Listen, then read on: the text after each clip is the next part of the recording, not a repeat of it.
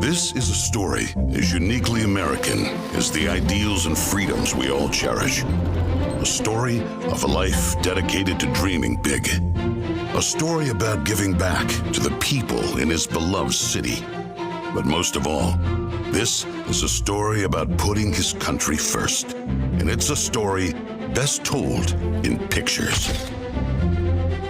Young and confident, Donald Trump wasn't afraid to think big and build even bigger. And he left his mark on the New York skyline that greeted visitors from around the world. But he wasn't just an American entrepreneur. He became a folk hero. Celebrities and sports stars wanted to be seen with him. Politicians sought his approval. And New Yorkers just loved him. And he loved them back. And he gave back. Just one example, saving the Woolman skating rink. The Woolman skating rink in Central Park is open again. The city spent nearly 6 years and $12 million trying to fix it. And then to the rescue, developer Donald Trump. As Tracy Egan tells us now, he accomplished in 3.5 months what the city couldn't do in 6 years. Donald, you performed a great public service. There was no denying that Donald Trump was the toast of the town. But he was also something even more important, a patriotic American. And like many others, he was becoming increasingly troubled by the direction of our country. Because I really am tired of seeing what's happening with this country, how we're really making other people live like kings, and we're not. You've said, though, that if you did run for president, you believe you'd win. Well, I don't know. I think I'd win. I tell you what, I wouldn't go in to lose. I've never gone in to lose in my life. And if I did decide to do it, I think I'd be inclined, I would say that I would have a hell of a chance of winning, because I think people, I don't know how your audience feels, but I think people are tired of seeing the United States ripped off. But who would ever run for president and leave such a glamorous life? Appearances in movies, best-selling books, a widely popular TV show. But for Donald J. Trump, the calling to save his country was even stronger. The mission, more important. The number of Americans being left behind, too large. And so, in Donald Trump fashion, he announced he was running for president, in it to win. And he did.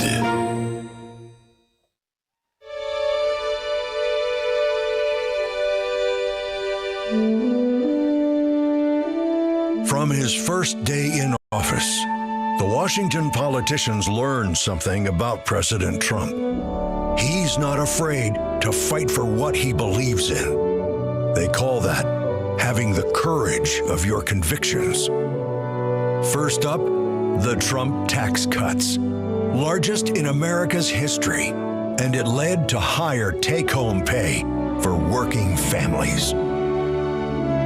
Unfortunately, today, taxes are up and incomes down. The politicians just never learn. Next for President Trump, secure our border. Check. Miles and miles of wall built. ISIS and other terrorists deterred. But now, we have the Barney Fife of border security, leading to 250,000 Americans dead from fentanyl coming in.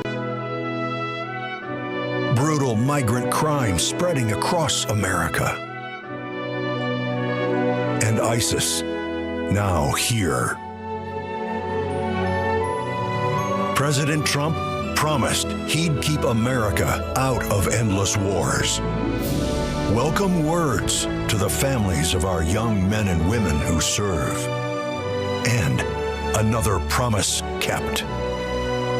He started by strengthening our military, then traveled the world, meeting with our allies, and even with our main adversaries, just so they understood that America's strength and resolve was back. Because that's what a strong commander-in-chief does. And it led to a stable world at peace and our troops safe. Today, a different story. Our enemies smelled weakness, then set the world on fire. Putin saw it, then invaded Ukraine. Hamas saw it, then started a war in the Middle East.